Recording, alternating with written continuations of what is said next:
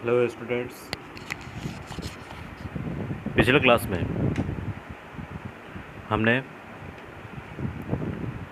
Formula के बारे में जाना था, फार्मूला, वैलेंसी। आज हम जानेंगे obtaining the formula of compounds. Formula जो है कि एक बाइनरी कंपाउंड है। जैसे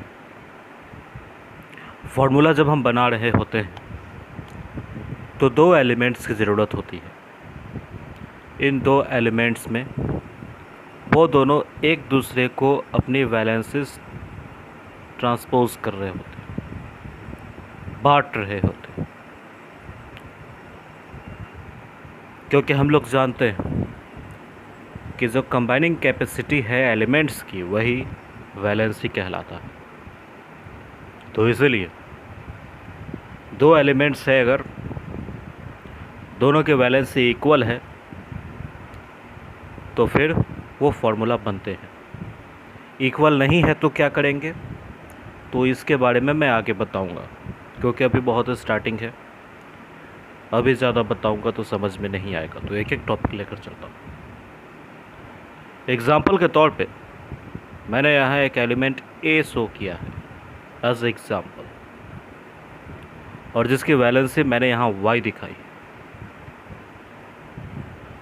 फिर एलिमेंट बी है जिसकी वैलेंसी मैंने एक्स दिखाई है।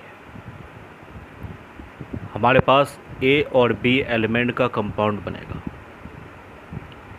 जिसमें A subscript X, B subscript Y लिखते हैं।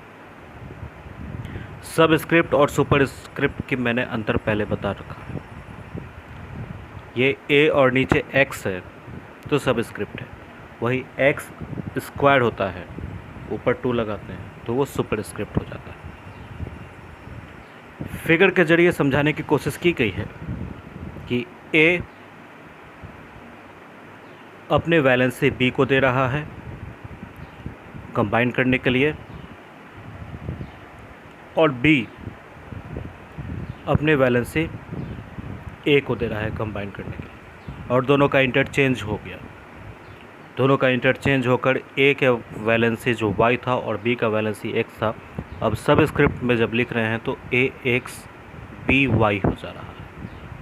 नंबर से समझें तो मान लीजिए ए का वैलेंसी 4 और बी का वैलेंसी 2 है, तो अपने 4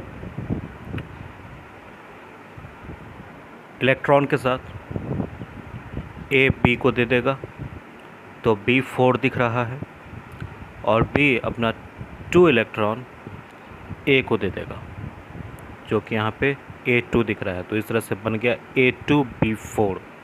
अब डिवाइड भी करना है, 2 से 4 को काट देंगे, और 2 से 4 को जब काट रहे हैं तो A B सबस्क्रिप्ट 2 तैयार हो रहा है। तो अगर कटने वाला है तो हमको काटना भी है, ये ध्यान देना है। इसके बाद है एक एक्सेप्शन में है H2O2 जिसको हाइड्रोजन परऑक्साइड बोलते हैं। ये एक एक्सेप्शन है, इसमें काटते नहीं हैं। तो ये चीज़ें थी। इसके बाद एक टेबल के ज़रिए समझाया जा रहा है जिसमें हाइड्रोजन है, ऑक्सीजन है। हाइड्रोजन के वैलेंसी 1, ऑक्सीजन के वैलेंसी 2, दोनों आपस में इंटरचेंज कर रहे हैं, H2O बन रहा है। तो हाइड्रोजन ऑक्सीजन के 2 के साथ और ऑक्सीजन हाइड्रोजन के 1 के साथ, तो 1 है तो उसको लिखते नहीं हैं, तो H2O वाटर तैयार हो गया। फिर हाइड्रोजन के वैलेंसी 1 है, क्लोरीन की वैलेंसी 1 है, H1Cl1। तो ये दोनों भी आपस में इंटरचेंज कर रहे हैं, HCl बन रहे हैं। हमको कोई नंबर लिखना नहीं है, हाइड्रोजन क्लोराइड हो गया। इसके बाद है NaCl, सोडियम 1 Cl1। इसमें भी हमको कुछ इंटरचेंज करना नहीं है, मतलब इंटरचेंज तो हो ही रहा है लेकिन दिखेगा नहीं क्योंकि दोनों सेम है। तो सोडियम क्लोराइड बन रहा है।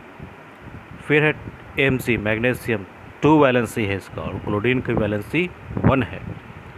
तो मैग्नीशियम अपने 2 वैलेंसी को क्लोरीन को दे रहा है और क्लोरीन अपना 1 वैलेंसी मैग्नीशियम के साथ साझा कर रहा है। तो MgCl2 बन रहा है मैग्नीशियम क्लोराइड। फिर है Ca कैल्शियम, कैल्शियम 2 वैलेंसी के साथ, क्लोरीन 1 वैलेंसी के साथ, तो बन रहा है CaCl2 कैल्शियम क्लोराइड। इसी तरीके से इस टेबल को आप देखें, समझें, कोई भी दिक्कत हो आप पूछें। नेक्स्ट वीडियो में वेरिएबल वैलेंसी और कंपाउंड रेडिकल्स इसको देखूंगा, इसको बताऊंगा, और उसके बाद हम आएंगे केमिकल इक्वेशन पे, जो मैं कुछ केमिकल इक्वेशन भी बनाने के लिए आपको दूंगा। तो लगभग ये चैप्टर समाप्त होने पर है, लेकिन आप जो भी होमवर्क या जो भी वीडियोस आपको पहले दिया जा चुका है उसको आप पूरा कंप्लीट कर लें, क्योंकि उसी से रिलेटेड मैं क्वेश्चन दे रहा हूँ, तो कंप्लीट करना सही रहेगा। आज की वीडियो देखें, समझें, दिक्कत हो पूछें। बहुत बहुत धन्यवाद।